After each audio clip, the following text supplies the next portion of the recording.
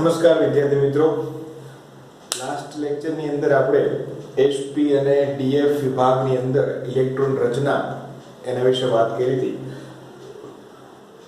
એના પછી આજે આપણે આવર્ત કોષ્ટકની અંદર ભૌતિક અને રાસાયણિક ગુણધર્મોમાં આવર્તિતા વિશે વાત કરવાની છે. એમાં ભૌતિક ગુણધર્મો, એનો પહેલો ભૌતિક ગુણધર્મ જે છે એ પરમાણ્વીય ત્રિજ્યા, એના વિશે આપણે શરૂઆતમાં ચર્ચા કરીશું. આપણે આગળ ભણી ગયા છીએ કે પરમાણુ ખૂબ જ સૂક્ષ્મ છે, ખૂબ જ નાનો છે, નરી આંખે જોઈ પણ નથી શકતા. એના માટે અદ્યતન માઇક્રોસ્કોપની જરૂર પડે છે. તો એવા પરમાણુની ત્રિજ્યા એટલે એના કેન્દ્રથી બાહ્યતમ કક્ષા સુધીનું જે અંતર માપવું છે એ ખૂબ જ મુશ્કેલ છે. તો કોઈ એક જ પરમાણુનું ત્રિજ્યા માપી શકાતી નથી. એટલે એ બે પરમાણુઓ હોય એમને વચ્ચેના જોડતા જે કેન્દ્ર છે એ કેન્દ્ર વચ્ચેનું સરેરાશ મૂલ્ય, એટલે જે બધાના મૂલ્ય હોય એ જેટલા પરમાણુ હોય એને ભાંગી અને એનું સરેરાશ મૂલ્ય લેવામાં આવે અને અડધું સરેરાશ મૂલ્ય એને પરમાણુની ત્રિજ્યા તરીકે ઓળખવામાં આવે છે. એ જ રીતે એમાં બે ભાગ પડશે, સહસંયોજક ત્રિજ્યા અને આયની ત્રિજ્યા. તમે 9મા ધોરણની અંદર ભણી ગયા કે સહસંયોજક બંધ ઇલેક્ટ્રોનની ભાગીદારીથી જે બંધ થાય છે, બે પરમાણુઓ જોડાય અને અણુ બનાવે છે. તો એ જે અણુ બન્યો એના બે પરમાણુના કેન્દ્રો વચ્ચેનો જે અંતર છે એ સરેરાશ અંતરના અડધા મૂલ્યને આપણે પરમાણુની ત્રિજ્યા તરીકે ઓળખશું. જોઈએ કે પરમાણુની ત્રિજ્યા, કે પરમાણુ ત્રિજ્યાનું કદ છે એ 1.2 એંગસ્ટ્રોમ, એટલે કે 1.2 × 10⁻10 મીટર, ખૂબ નાનું છે, -10, અતિ સૂક્ષ્મ છે અને તેથી ચોક્કસ રીતે માપી શકાતું નથી. કોઈ એક પરમાણુ માટેની વાત કરીએ કે વ્યક્તિગત પરમાણુનું કદ માપવા કોઈ પ્રાયોગિક પદ્ધતિ એ અમલ્યમાં નથી. એટલે મેં તમને કીધું એમ કે એનું સરેરાશ મૂલ્યનું અડધું કરી અને એને પરમાણુ ત્રિજ્યા ગણીએ. પહેલા આપણે વાત કરીએ સહસંયોજક ત્રિજ્યા. કે સહસંયોજક અણુમાં બે પરમાણુના કેન્દ્રો વચ્ચેના અંતરનું સરેરાશ અડધું મૂલ્ય. ઉદાહરણ તરીકે ક્લોરીન લીધું છે, ડાયક્લોરીન. એક ક્લોરીનનો અણુ, બીજો ક્લોરીનનો બે ક્લોરીનના પરમાણુઓ જોડાય અને એક Cl2 નો અણુ બન્યો છે. બંનેના કેન્દ્રો વચ્ચેનું અંતર, આનું સરેરાશ મૂલ્ય, એટલે આવા કેટલા બધા ડાયક્લોરીન હશે, એ બધા ડાયક્લોરીનના માનો કે એક હારમાં રાખી દીધા છે, પછી એ બધાની સરેરાશ કાઢી લે અને એ જે સરેરાશ મૂલ્ય મળે એનું અડધું મૂલ્ય કરવાથી આપણને ક્લોરીનની પરમાણુની એટલે કે સહસંયોજક ત્રિજ્યા મળે છે.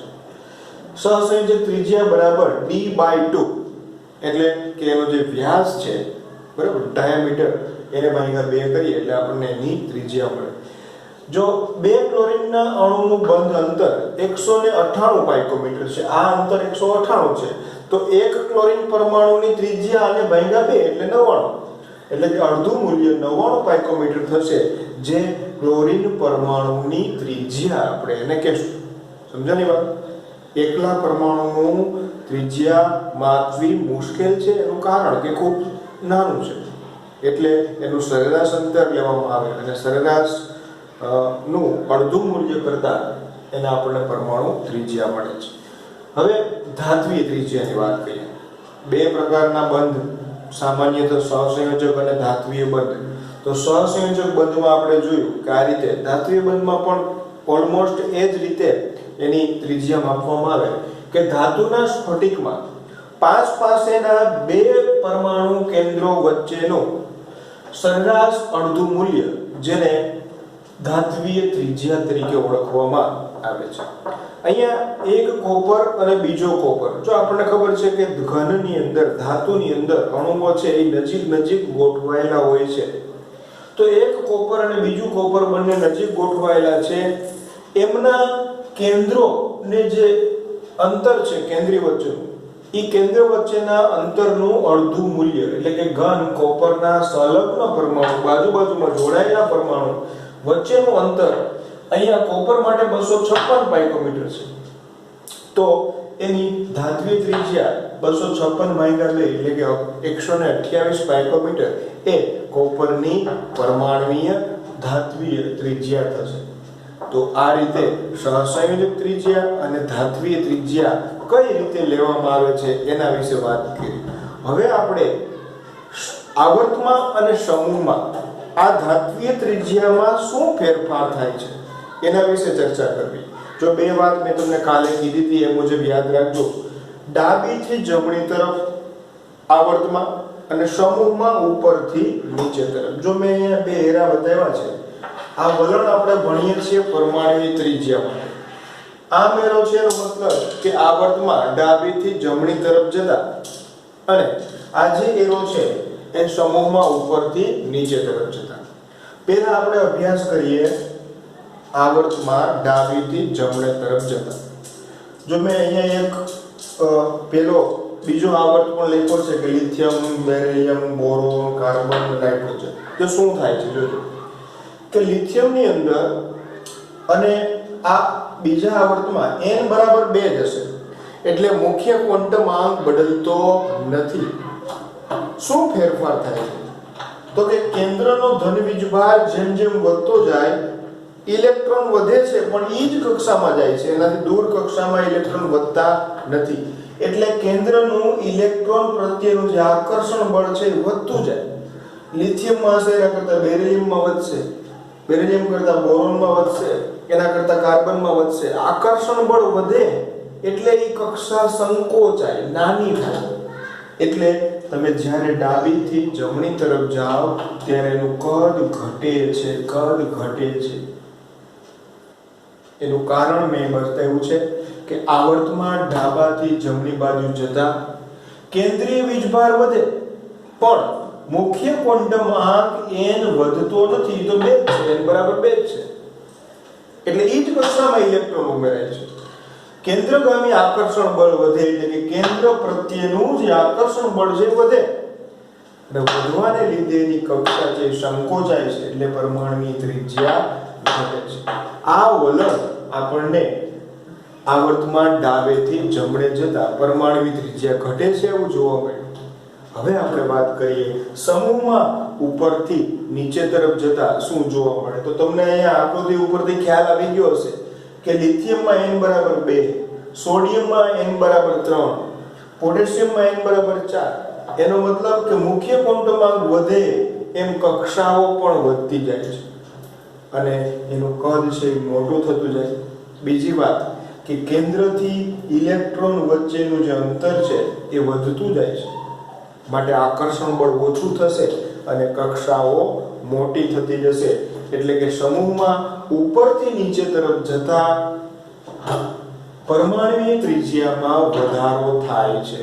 જો કે સમૂહમાં ઉપરથી નીચે તરફ જતા મુખ્ય ક્વોન્ટમ આંક n વધે છે અને કેન્દ્રનું આકર્ષણ બળ ઘટે છે અને તેથી પરમાણુની ત્રિજ્યા વધે છે. તો આ વાત આપણે યાદ રાખશું.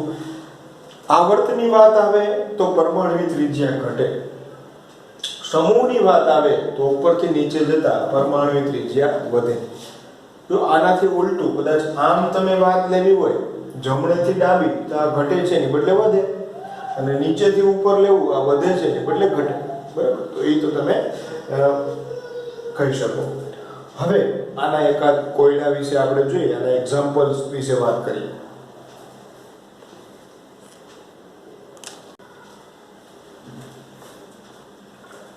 જોઈએ કે nitrogen, phosphorus, oxygen, sulphur, chlorine, carbon અને સિલિકોન આટલા તત્વો આપ્યા છે એને પરમાણુય ત્રિજ્યાના ઉતરતા ક્રમમાં. જો ઉતરતો અને ચડતો જેને ખબર ન પડતી હોય તો યાદ રાખવાનું. ચડતો કીધું હોય ને તો પહેલા નાનું આવે. મંદિરના પગથિયા ચડતા હોય ને તો પહેલા પહેલું પગથિયું આવે. એટલે નાની સંખ્યાથી મોટા તરફ જાય ને ચડતો ક્રમ કહેવાય. ઉતરતો ક્રમ એટલે મંદિરના પગથિયા ઉતરતા હોય ને તો પહેલા માનો કે 100 પગથિયા છે તો 100મું પગથિયું આવે ફોર એક્ઝામ્પલ. તો ઉતરતો ક્રમ હોય તો પહેલા વધારે, પછી નાનું, પછી નાનું, પછી નાનું, એમ. ચડતો હોય તો નાનાથી મોટું, ઉતરતો હોય તો મોટેથી નાનું. તો ઉતરતા ક્રમમાં ગોઠવું, એટલે કે કોની ત્રિજ્યા સૌથી વધારે છે એ પહેલા લખવાનું, પછી નાની નાની. હવે આપણને આપેલા આ જે તત્વો છે ને એને ગોઠવીએ આપણે કે ભાઈ આ જે ઓક્સિજન, નાઇટ્રોજન, સલ્ફર અને કાર્બન આ જે છે ને ઈ બીજા આવર્તના તત્વ છે કે પહેલા કાર્બન આવે, પછી નાઇટ્રોજન આવે, ઓક્સિજન આવે અને ફ્લોરિન આવે. ઓકે, આમ છે. એની નીચેના કાર્બન નીચે સિલિકોન આવે, નાઇટ્રોજન નેપાળ પાકિસ્તાન, હોલ્સ, ટાઇલ, જીપો, ફીર, કલ બહાર આવી. જો હવે તમને ખ્યાલ આવશે કે સાહેબે ઓલા આવર્ત કોષ્ટક શું કામે યાદ રખાવવાનું કીધું, કારણ કે આવા બધા પ્રશ્નોના સોલ્યુશન માટે એ બહુ જરૂરી છે. જેણે હજી તૈયાર ન કર્યું હોય એ તૈયાર કરી લે લખીને. હવે આપણી પાસે સામાન્ય નિયમ છે કે ડાબેથી જમણે જાય ઘટે, ઉપરથી નીચે જાય વધે. ઓકે, તો આના કરતા આ જે નીચેની લાઈન છે એની તો સૌથી વધારે જ હશે. ઓકે, તો નીચેની લાઈનમાં પણ સૌથી વધારે કોની હશે? તો કે આમ જાવ તો ઘટે છે એટલે સિલિકોન મેક્સિમમ, પછી ફોસ્ફરસ, પછી સલ્ફર, પછી ક્લોરીન. હવે તો કે ઉપરની લાઈનનો વારો આવે, તો ઉપરની લાઈનમાં સૌથી વધારે કોની હશે? તો કે આમ જાય તો ઘટે છે એટલે કાર્બન વધારે, પછી નાઇટ્રોજન, પછી ઓક્સિજન ને પછી ફ્લોરિન. એકદમ સરળ છે. પણ જો તમે સમજાવો પરમાણુ ત્રિજ્યા અને તમને યાદ હોય આ મગજમાં આવર્ત કોષ્ટક, તો આને ગોઠવી અને તમે આરામથી એનો જવાબ છે આપી શકો. એક બીજો કોયડો એવો કે એલ્યુમિનિયમ, કાર્બન અને સિલિકોન આ ત્રણેયને પરમાણુય ત્રિજ્યાના ચડતા ક્રમમાં, જો અહીં ચડતા એટલે પહેલા નાનું, પછી મોટું, પછી મોટું, એવી રીતે પૂછ્યું. તો હું ગોઠવું તો કે એલ્યુમિનિયમ 13મા સમૂહમાં છે પણ આવર્ત છે એ ત્રીજો છે. કાર્બન છે એ 14મા સમૂહમાં છે, બીજો આવર્ત, અને કાર્બનની નીચે સિલિકોન આવે. એટલે આ રીતે ગોઠવાયેલા છે. આમ હવે આમ જાય તો ઘટે છે, ચડતા ક્રમમાં કીધું છે આપણને. તો આમ જાય એમ ઘટે એટલે એલ્યુમિનિયમ કરતા સિલિકોનની ઘટે, ઉપરથી નીચે જાય એમ વધે તો કાર્બન કરતા સિલિકોનની કેવી હશે? વધારે ત્રિજ્યા હશે. તો સૌથી નાનો કોણ થયું? તો કે કાર્બન થયું. એના કરતા વધારે તો કે સિલિકોન થયું. અને સૌથી વધારે કોણ છે? તો કે એલ્યુમિનિયમ ની પરમાણુય ત્રિજ્યા થશે. સમજાણી વાત? ફરીથી એક વખત કહું છું, 13મો 14મો આમ જાય એટલે વધે છે, સોરી ઘટે છે, એટલે એલ્યુમિનિયમ કરતા સિલિકોન ઓછું જ હશે. ઉપરથી નીચે જાવ એમ વધે છે એટલે કાર્બન કરતા સિલિકોન વધારે હશે, એટલે કે આ સૌથી ઓછું, એનાથી વધારે આ, એનાથી વધારે આ. ઓકે, આ બે એક સંબંધ છે કે જ્યારે ધાત્વિય ત્રિજ્યા અને સહસંયોજક ત્રિજ્યાની કમ્પેરિઝન કરવાની થાય ને ત્યારે એમાં ધાત્વિય ત્રિજ્યા છે એ વધારે હોય કોના કરતા? સહસંયોજક ત્રિજ્યા. ક્યારેક આગળ આપણે ભણશું ત્યારે બે અણુ આપ્યા છે કે એક અણુની અંદર સહસંયોજક બંધ હોય અને બીજા અણુની અંદર ધાત્વિય બંધ હોય, તો એમની વચ્ચેની જે ત્રિજ્યાની વાત કરવામાં આવશે ને તો ધાત્વિય ત્રિજ્યા જે વધારે હશે સહસંયોજક ત્રિજ્યા કરતા. ઓકે, આ વાત થઈ એ આયનીય ત્રિજ્યા. હવે સોરી પરમાણુય ત્રિજ્યા. હવે આપણે આયનીય ત્રિજ્યા. તો પહેલા તો એની બંને વચ્ચેનો ડિફરન્સ શું છે? પરમાણુ તટસ્થ હોય ત્યારે એની ત્રિજ્યા એટલે પરમાણુ ત્રિજ્યા, પણ એ પરમાણુમાંથી એક ઇલેક્ટ્રોન ગુમાવે અને ધન આયન બને, અથવા એક ઇલેક્ટ્રોન મેળવી અને ઋણ આયન બને, તો એ હવે આયન બની ગયો, ધન આયન અથવા તો ઋણ આયન. એ આયનની ત્રિજ્યા એટલે શું? આયનીય ત્રિજ્યા. તો તમને એમ થશે કે એક ઇલેક્ટ્રોનનો ફેરફારથી એની ત્રિજ્યામાં ફેરફાર થાય? હા, એક ઇલેક્ટ્રોનના ફેરફારથી પણ એની ત્રિજ્યામાં ફેરફાર થાય છે. અને શું ફેરફાર થાય એ આપણે જોઈએ. બંનેમાં અલગ અલગ થશે. ગુમાવશે તો એની ત્રિજ્યા ઘટશે, જો મેળવશે તો એની ત્રિજ્યા વધશે. ઓકે, કે પરમાણુ ઇલેક્ટ્રોન ગુમાવીને ધન આયન, ઇલેક્ટ્રોન મેળવીને ઋણ આયન બનાવે છે. ક્લિયર છે? યાદ રાખવાનું છે હવેથી કે ગુમાવે તો ધન આયન અને મેળવે તો ઋણ આયન. વ્યાખ્યા કે આયનીય સ્ફટિકોમાં ધન આયન અને ઋણ આયનના વચ્ચેના અંતરનું માપન એ આયનીય ત્રિજ્યા દ્વારા થાય છે. આયનો વચ્ચે, આયનોથી જે સ્ફટિક બન્યો હોય ધન આયન અને ઋણ આયનોથી, એમની વચ્ચેનું જે માપન છે એને આપણે આયનીય ત્રિજ્યા કહીશું. ધન આયનની વાત કરીએ. પહેલા ધન આયનમાં શું જોવા મળે કે ધન આયન તેના જનક પરમાણુ, જનક એટલે પિતા થાય, પિતા એટલે આની ભાષામાં મૂળ પરમાણુ, કે જનક પરમાણુ કરતા નાનો હોય છે. જેમ કે આ પિતા છે ને આ એનો દીકરો છે, એટલે આ જનક પરમાણુ છે અને આ એનો આયન છે. કેવો આયન છે? ધન આયન. એક ઇલેક્ટ્રોન એને ગુમાવેલો છે એટલે એને ઉપર પ્લસ ચાર્જ છે. તો પિતા મોટા છે, દીકરો નાનો છે, સ્વાભાવિક છે. પિતા મોટા છે, દીકરો નાનો છે. ધન આયન માટે ઈ જનક પરમાણુ મોટો હોય એ એના ધન આયન કરતા. જેમ ધન વીજભાર વધે તેમ ધન આયનની ત્રિજ્યા ઘટે છે. જેમાં આ વધે ને +1 છે, +2 થાય તો એના કરતાંય ઓછું થઈ જાય, +3 થાય તો એના કરતાંય ઘટે.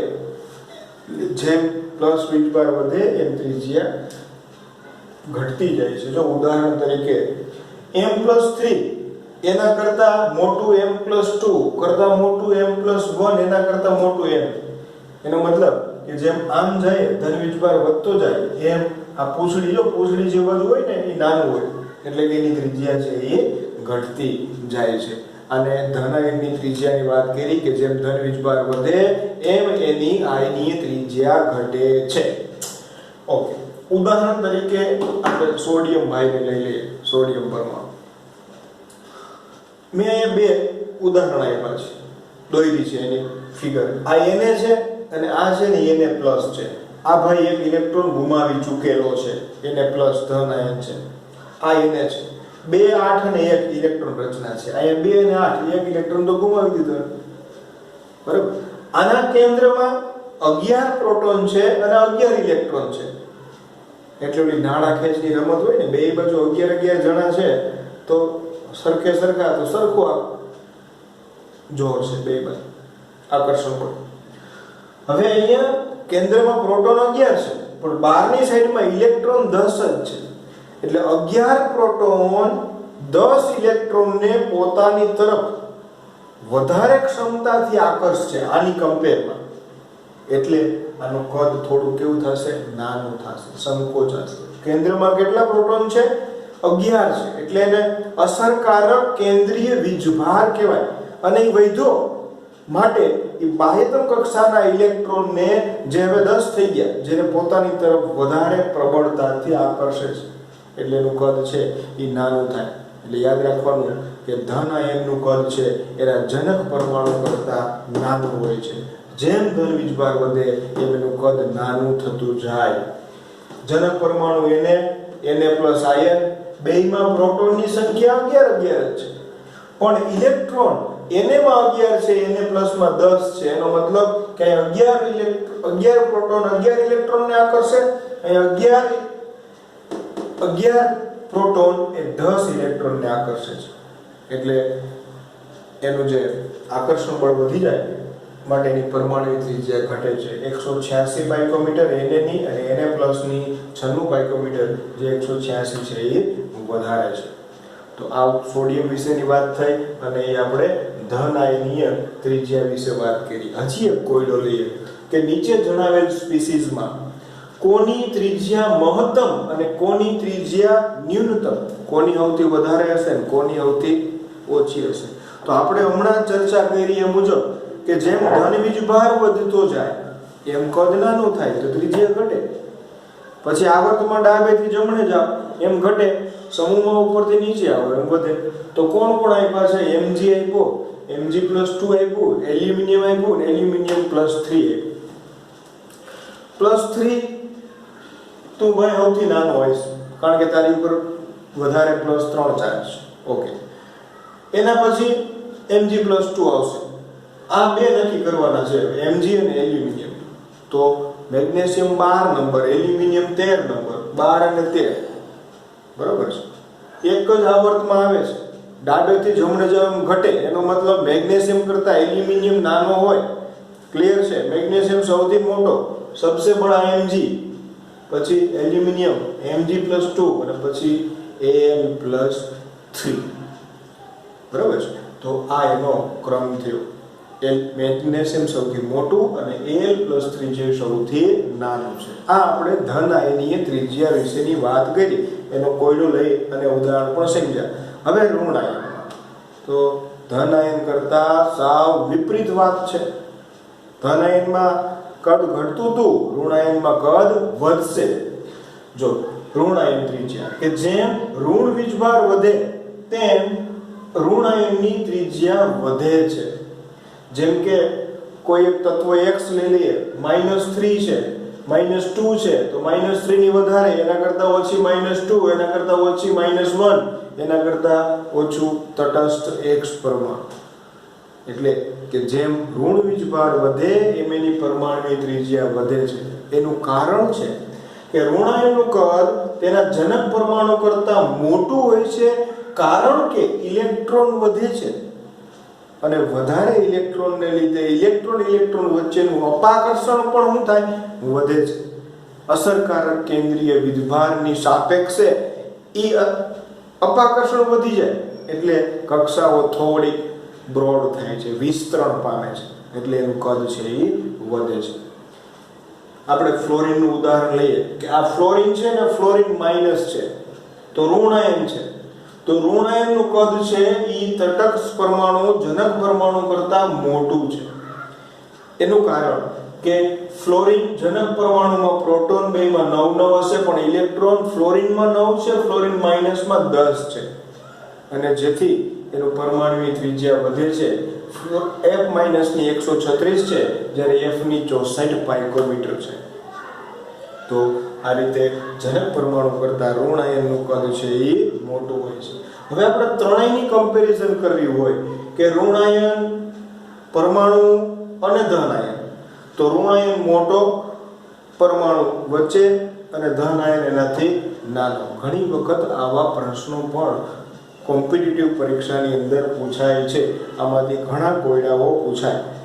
તો તમે જો આવર્ત કોષ્ટક વ્યવસ્થિત મગજમાં હોય અને આ કોન્સેપ્ટ સમજી ગયા હો તો તમને આરામથી આના પ્રશ્નોનો જવાબ છે આપી શકો. હવે સમ ઇલેક્ટ્રોનીય ધન આયન અને ઋણ આયનની વાત તો કરી લીધી, પણ હવે કે જેમાં ઇલેક્ટ્રોન સરખા હોય એવા જે સ્પીસીસ છે, એવા આયનો છે, એના પરમાણુના કદ વિશે શું કરવું?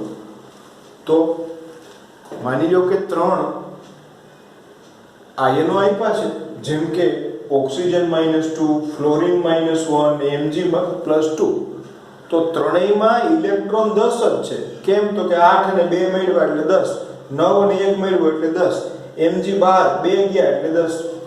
તો કે ત્રણેયમાં 10 ઇલેક્ટ્રોન જ છે. તો આવા જે સ્પીસીસ છે એને સમ ઇલેક્ટ્રોનીય સ્પીસીસ કહેવાય. એની અંદર ઈ પરમાણુનું કદ જેમ ધન વીજભાર હોય ને એમ નાનું અને ઋણ વીજભાર વધે એમ મોટો. તો અહીંયા -2 છે એટલે સૌથી મોટું, અહીંયા +2 છે એ સૌથી નાનું, -1 છે એ વચ્ચે. તો ઉપરનો જે નિયમ છે એ આમાં જ પણ લાગુ પડે કે જેમ ઋણ વીજભાર વધે એમ એનું કદ વધે અને ધન વીજભાર વધે એમ કદ ઘટે. કે જો પરમાણુઓ અને આયનમાં ઇલેક્ટ્રોનની સંખ્યા સમાન હોય તો તેને સમ ઇલેક્ટ્રોનીય સ્પીસીસ કહે છે. ઘણી વખત એવો પણ પ્રશ્ન પૂછાય કે નીચેનામાંથી કઈ જોડ સમ ઇલેક્ટ્રોનીય સ્પીસીસની છે? તો આપણે શું કરવાનું? જેમાં ઇલેક્ટ્રોન બધા સમાન હશે તો ઇલેક્ટ્રોન ગણવા માટે માઈનસ જેટલા હોય એટલા ઉમેરવાના અને પ્લસ જેટલા હોય એટલા એના પરમાણુ ક્રમાંકમાંથી બાદ કરવાના. પરમાણુ ક્રમાંકમાંથી સમ ઇલેક્ટ્રોનીય આયનમાં જેમ ધન વીજભાર વધે, કેન્દ્રીય વીજભાર વધે અને આયનીય ત્રિજ્યા ઘટે, એટલે કે ધન વીજભાર વધે ને એમાં આયનીય ત્રિજ્યા ઘટે. સમ ઇલેક્ટ્રોનીય આયનમાં જેમ ઋણ વીજભાર વધે એટલે -2, -1, કેન્દ્રીય વીજભાર ઘટે સાપેક્ષમાં અને આયનીય ત્રિજ્યા છે એ વધે છે, એટલે કે ઓક્સિજન -2 ની વધી જ્યારે Mg+2 છે એ ઘટી.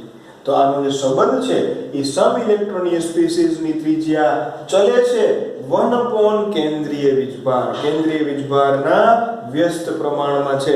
અને મેં ઓલરેડી તમને આ એક્ઝામ્પલ કીધું કે ઓક્સિજન -2, ફ્લોરિન -1, Mg+2 ત્રણેયમાં ઇલેક્ટ્રોન 10 છે, પણ ઓક્સિજન -2 ની પરમાણુની ત્રિજ્યા એ સૌથી વધારે છે, કારણ કે એની ઉપર ઋણ વીજભાર છે. અને Mg+2ની પરમાણુ ત્રિજ્યા સૌથી ઓછી છે કારણ કે એની ઉપર +2 ચાર્જ છે.